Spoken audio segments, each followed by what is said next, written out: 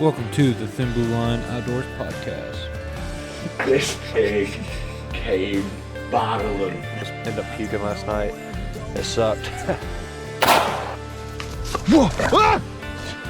We gut it, we wrap it in tinfoil, throw it over the fire. All right, everyone, this is Thin Blue Line Outdoors Podcast, episode 83. I'm here with Alex and Matt. I'm super excited to have these guys on. This is actually my first time meeting these guys. I've talked to Alex via email back and forth now for a few weeks. So it's good to put a face to the emails.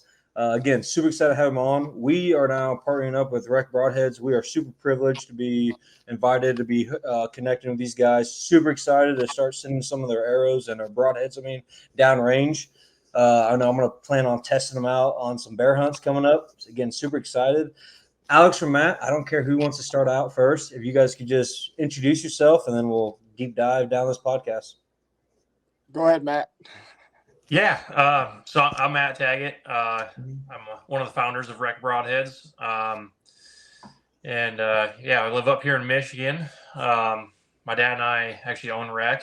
We started it back in we started designing broadheads in 2018. In 2020, we went to market with it. But I've known Alex a long time there, and this year he's kind of coming on and helping out in a big way. And we've been buddies, and we've worked kind of in the industry in the past with marketing and filming and stuff like that with some other companies way back before REK was even a thing. Mm-hmm. And so it's kind of the perfect combination to come together and work on this thing together. And we're having a lot of fun with it, and just keep on moving the ball forward. All right, Alex? I'm Alex Sadowski. Kind of like Matt said, we've been buddies forever. We actually kind of met through racing motocross, and then just realized each other hunted.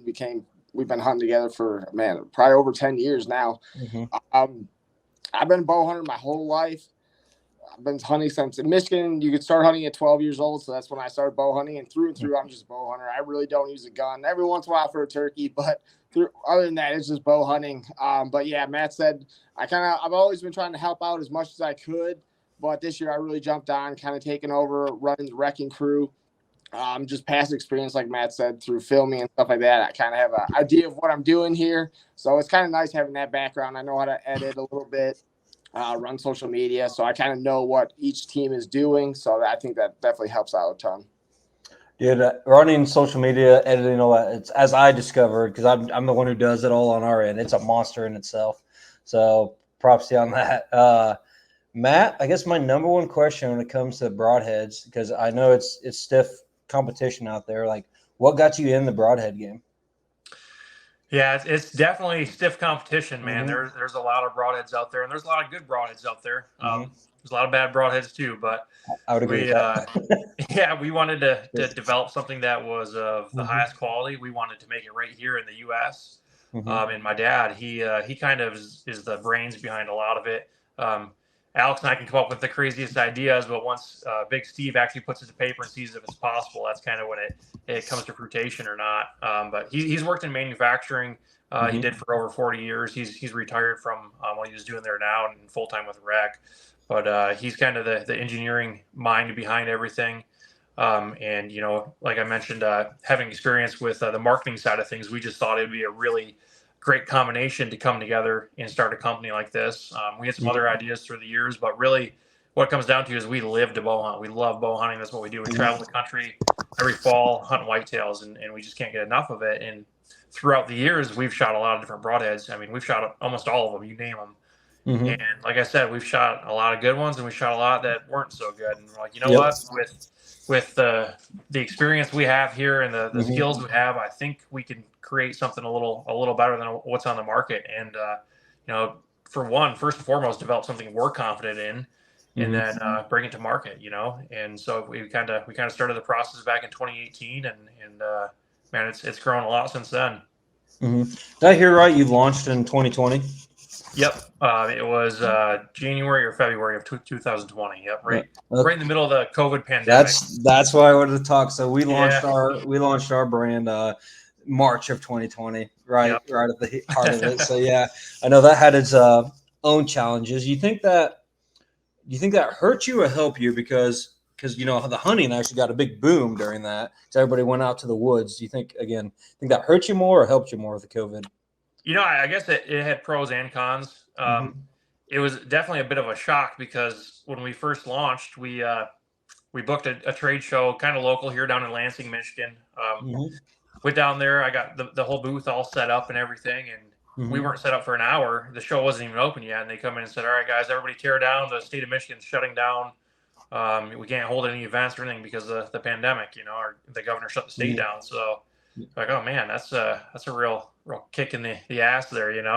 Yeah. So from there, we were thinking it was going to be pretty downhill, which it kind of was. We weren't able to get out and shake hands with people, show the product, get people's hands on it.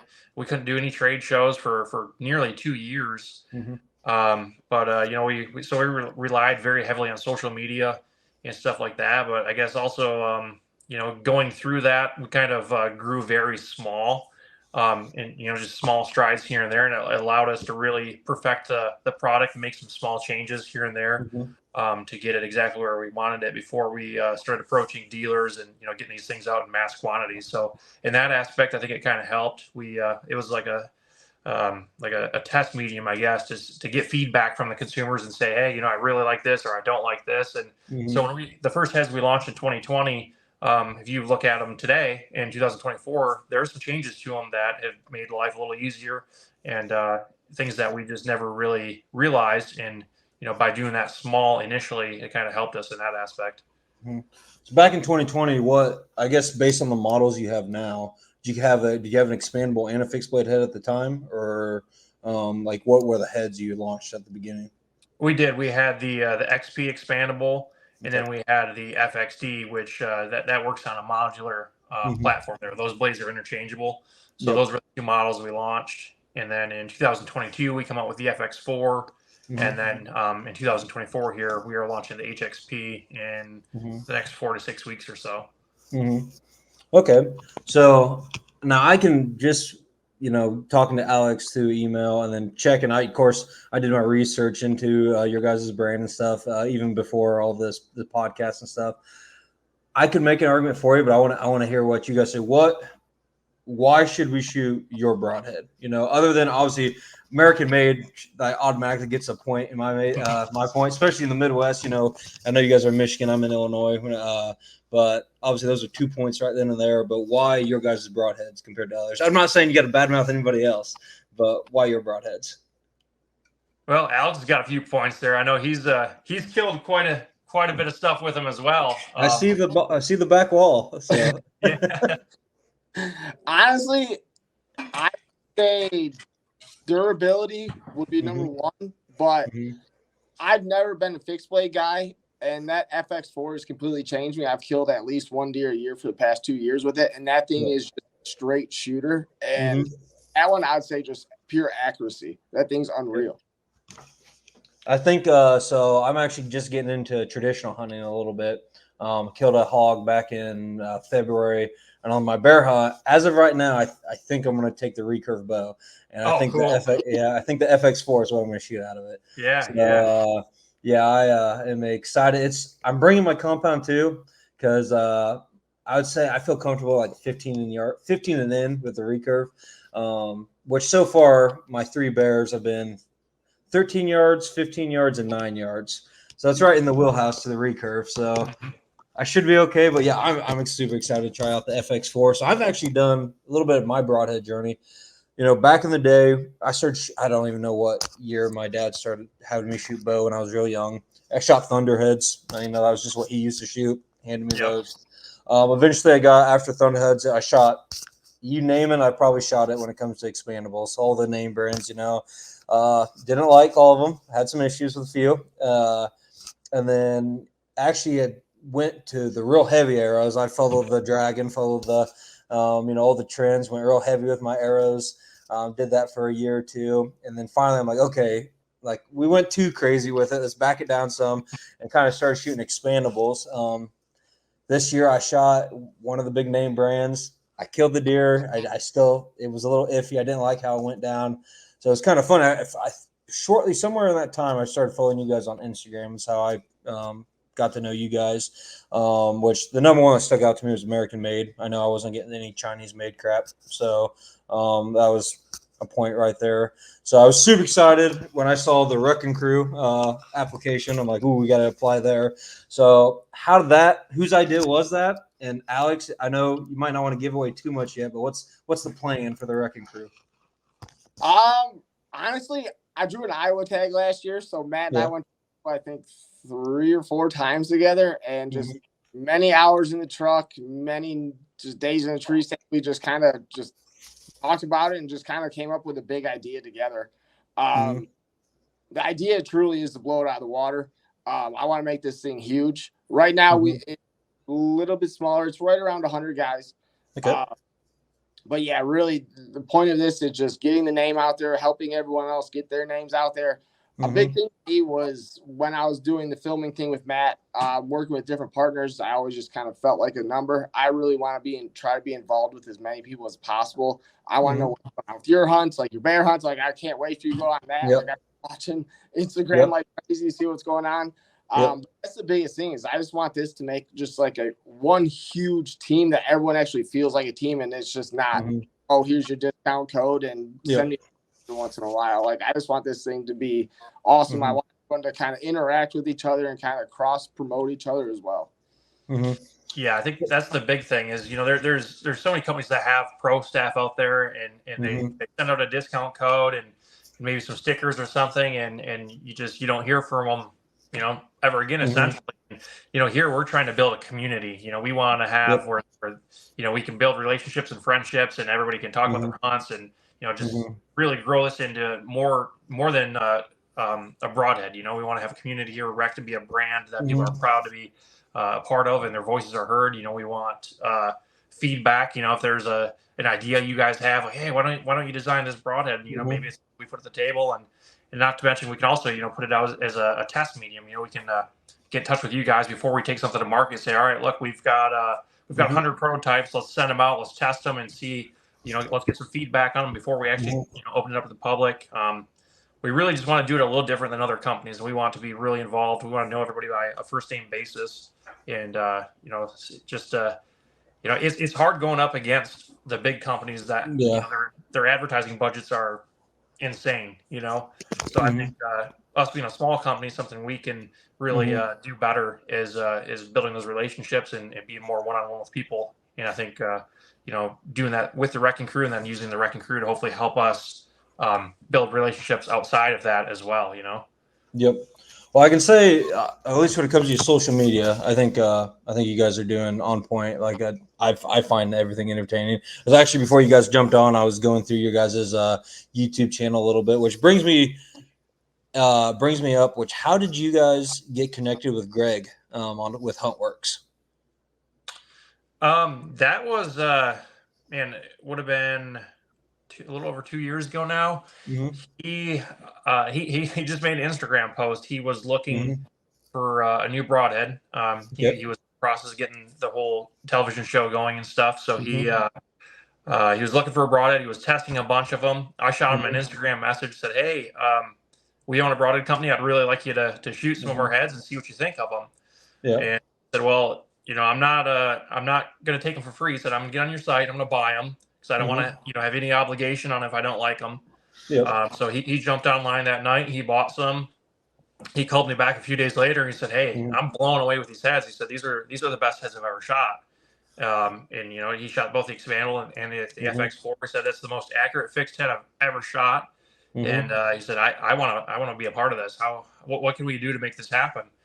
And, over the last 2 years, we just kind of got to know Greg fairly well. And Alex and I went out and stayed with him for a little over a week there in Iowa. And when he had his tag last year. And so that's kind of how that all shook down.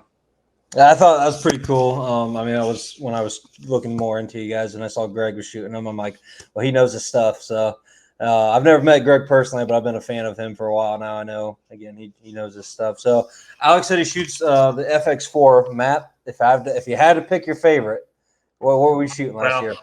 It's going to be the new HXP for sure. Yeah. And Alex really pushed for us to name that the REK 5000 because the cut is so big. It needed some crazy kind of.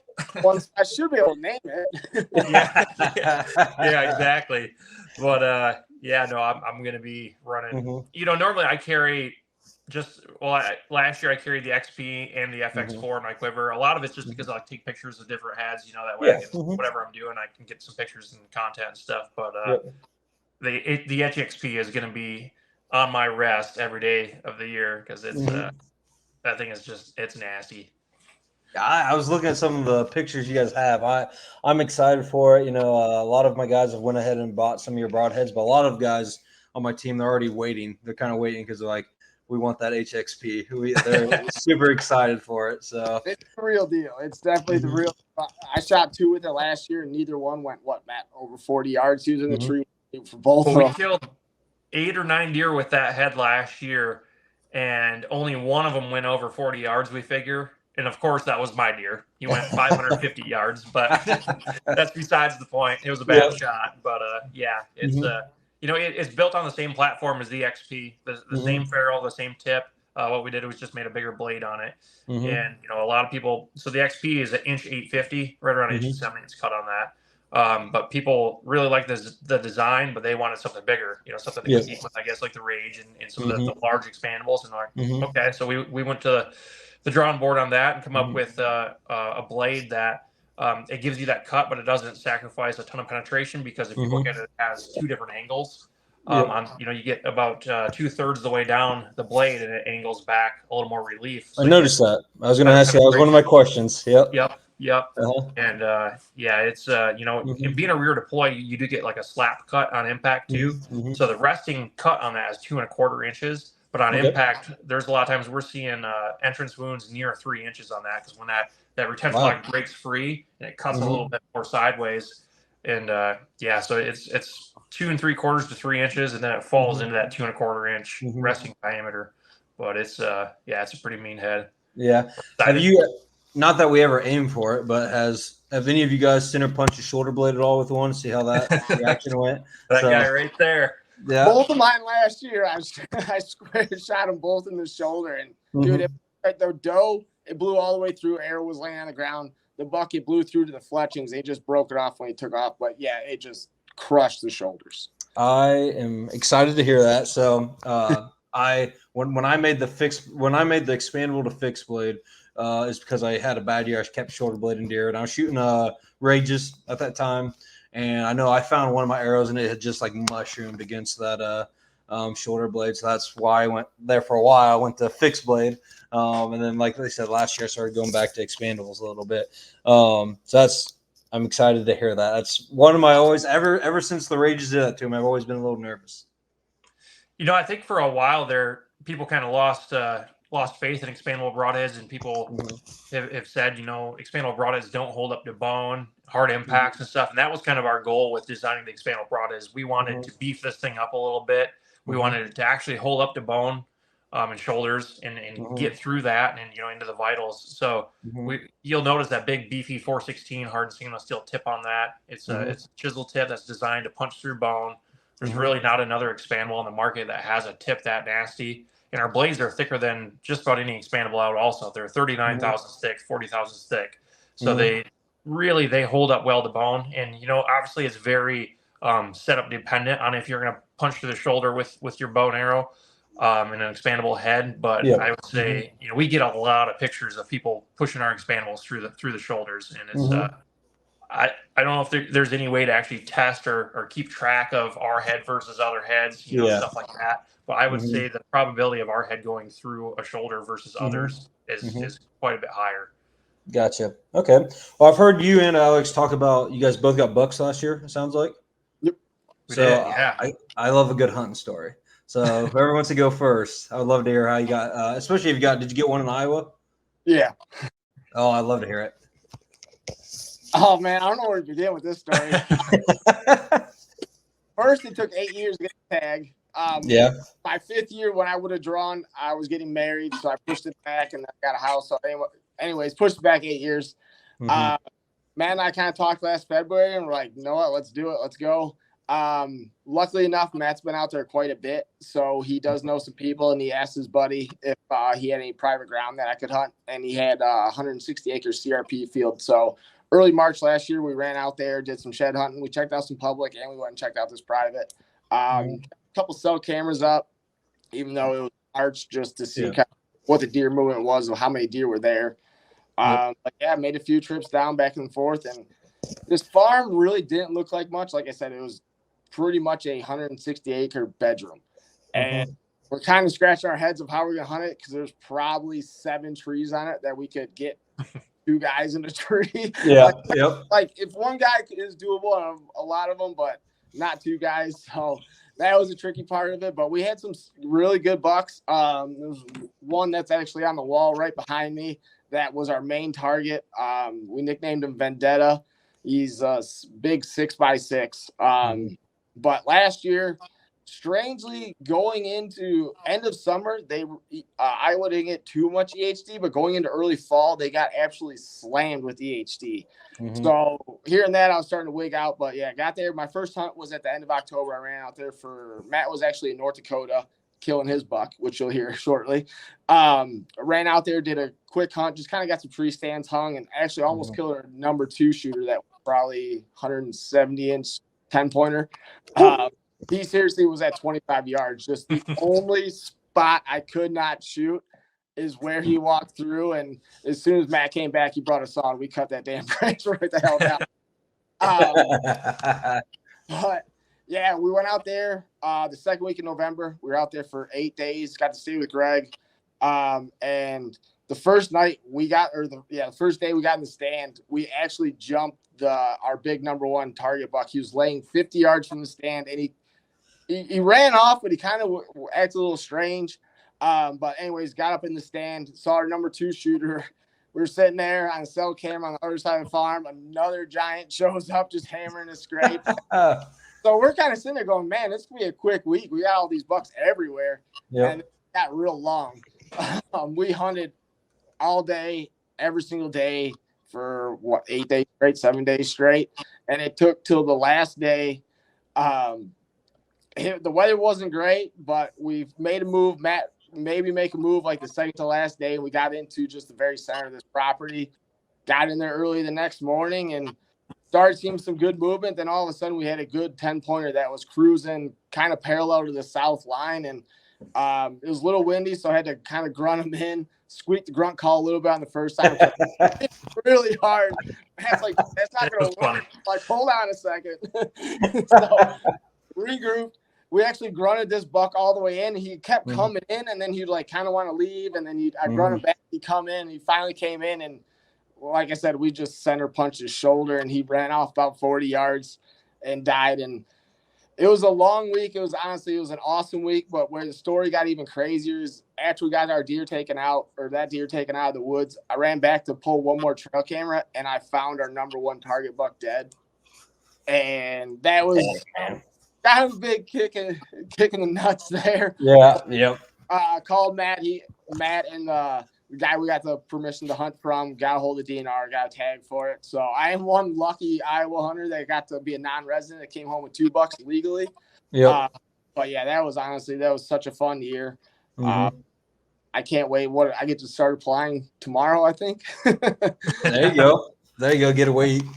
You think you'll get it? I heard it's even more preference points now. How many years do you think it's going to take this time? Matt's going to find out because he's got quite a few points right now, but I still be around 5. Yeah, it gets harder every year. Keeps going up. My brother, mind you, he was born and raised here in Illinois as well, but he is now an Iowa resident. And last year was his first year hunting as a resident, and he had a good year. He made a error, his blow light, and he thought it was a doe. It was not a doe.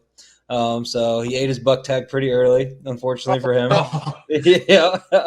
So made a great shot though. He did a really good shot at it.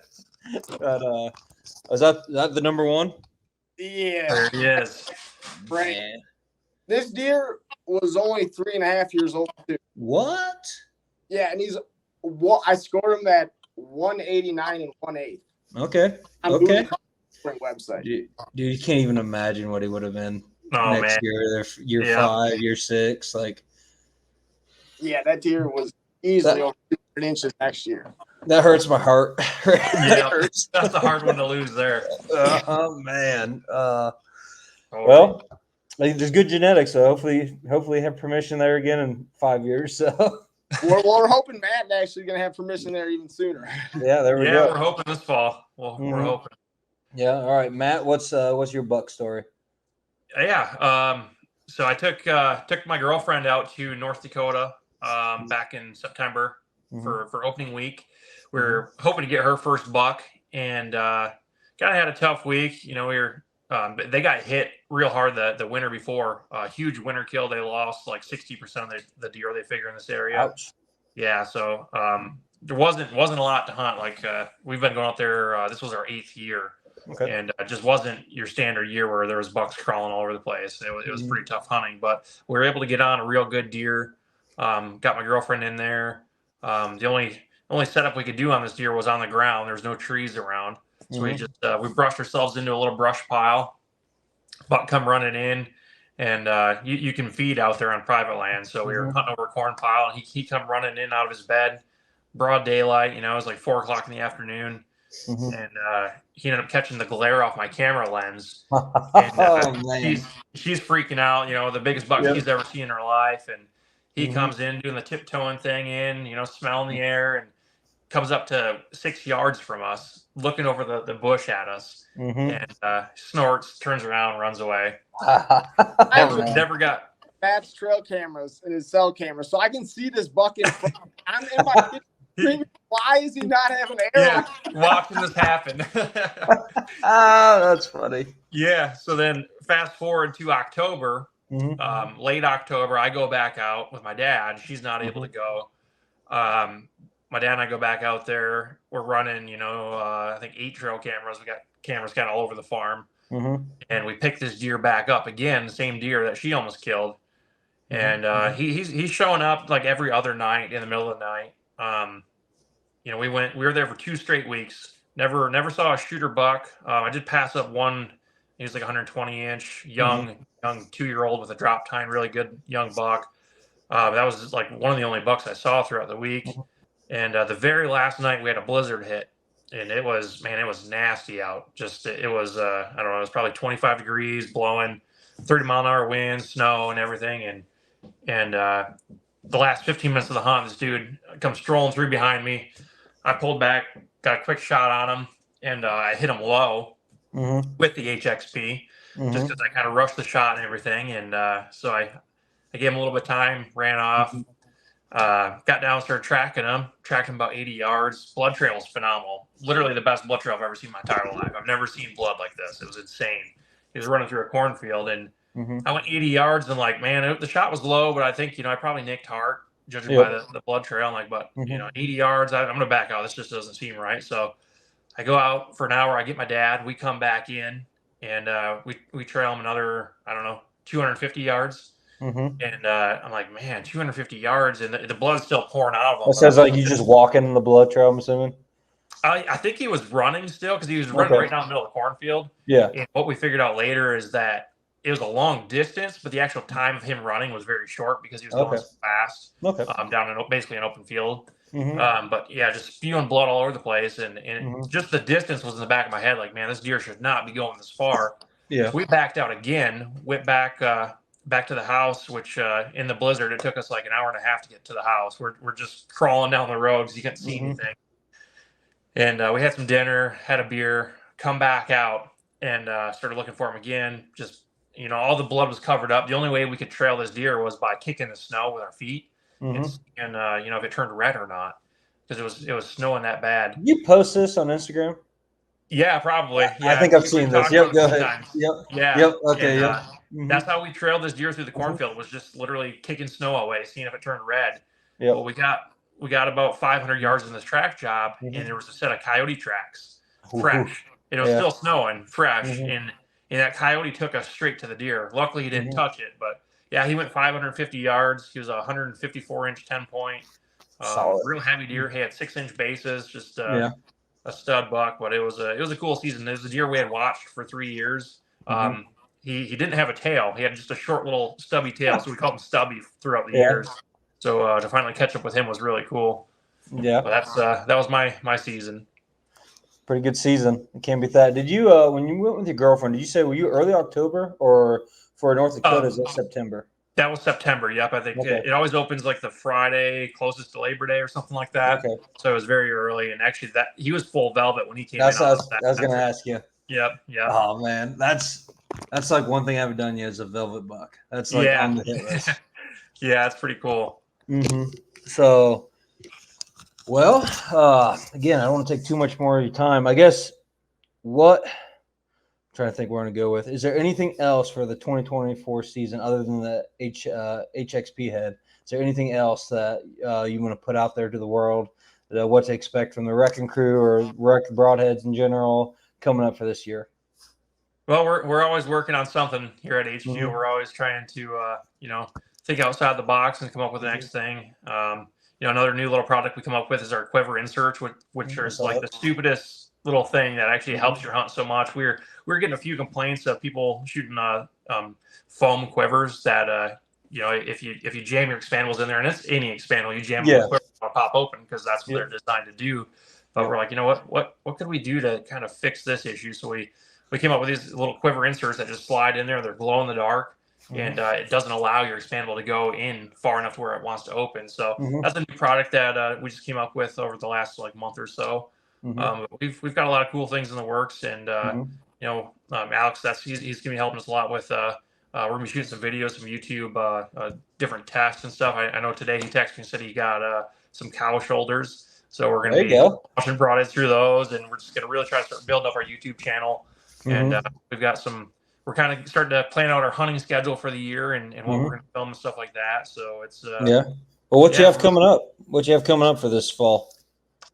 Well, hopefully Iowa. If I draw, that's I got like a 50-50 shot at getting the tag. But then we're going back to North Dakota for the opening 2 weeks. And if I don't draw Iowa, I'll probably end up filming Alex somewhere, I'm sure.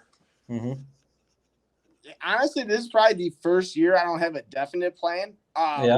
Matt draws Iowa, I'm going to go film him. But probably hit some public land in southern Ohio. I've been hunting down there for the past 10 years pretty much. So I got some spots I kind of already know of. I was a little lackadaisical on getting down there for shed season, which I normally really like to do to check some new areas out. Take a little breather this year, but definitely probably southern Ohio, and hopefully Matt gets his Iowa tag and get back in the tree there. That place is unreal. I hope you do, man. I hope you do. I know, like I said, my brother's in Iowa, and he's loving it over there. So yeah, I hope everything goes well. I'm hoping I got some bear pictures for you guys coming here soon, and bear video, bear pictures. I guess obviously if I'm shooting a recurve, I kind of know what head I'm going to use. I'm going to use the FX4, but I guess would you recommend for the other guys? You think just being a bear or the XP right now? That'd be your recommendation, or what? What do you think? Yeah, I would say we've I know certain outfitters will push away from an expandable for bear and stuff like that, just because they say their bones are a little more dense, or they have more muscle and stuff too. But we've shot bears with the expandables, and in my opinion, they have so much hair and so much fat that the bigger the hole you can punch in them, the better. That's my opinion. I like to get them things bleeding because I know I've shot them with both fixed and expandable, and the blood trails with expandable are always a little nicer to follow. So that's my recommendation is expandable. I would agree with that. Out of my 3 bears, I've shot in 2 with expandable, 1 with fixed, and my blood trail with the expandable is definitely better. Yeah, I think it's shooting around 65 to 70 pounds. I'd go with the expandable all day. If you're under that, I'd probably go with the FX4. Gotcha. I know, like I said, we're gonna be having 2 guys are with compounds. I'm with the recurve, and 1 guy's with a crossbow. So again, super excited. I guess here's your chance to shout out where they need to give you guys a follow, like, subscribe, all that good stuff. Like, where should they go if people are interested in buying some broadheads? Yeah, you can check us out on our website at www.rekbroadheads.com. That's spelled REK. On there, you can find a dealer locator find a store near you. You can also buy them right off the website. We're on Facebook, Instagram, and TikTok. REK Broadheads, REK underscore Broadheads actually is what it is on Instagram. Yeah, we're always posting stuff on there, and we're trying to stay engaged. If you have a question, we're always on there answering questions. You know, we just trying to build the best broad as we can and build a brand that people like to be a part of. Well, again, guys, I can't appreciate enough you guys jumping on the podcast. I'm super excited to test out the heads on some bears, and then even more on when it comes to whitetail this fall. I know myself and my team, we're hoping to drop some animals down. Again, Alex, you've been nothing but great on the emails. It was great putting a face to the emails and all that good jazz. And again, I just appreciate it, guys. Make sure you check them out, everyone. You're going to find down in the description here, you'll find our link, takes you right to them. Again, try them out. When this podcast comes out, I hopefully like the next week we'll have some bear pictures up there. It's the way this works out. So again, super excited, guys. Make sure you like, subscribe, all that good stuff. Give us a follow, and make sure you stay safe out there.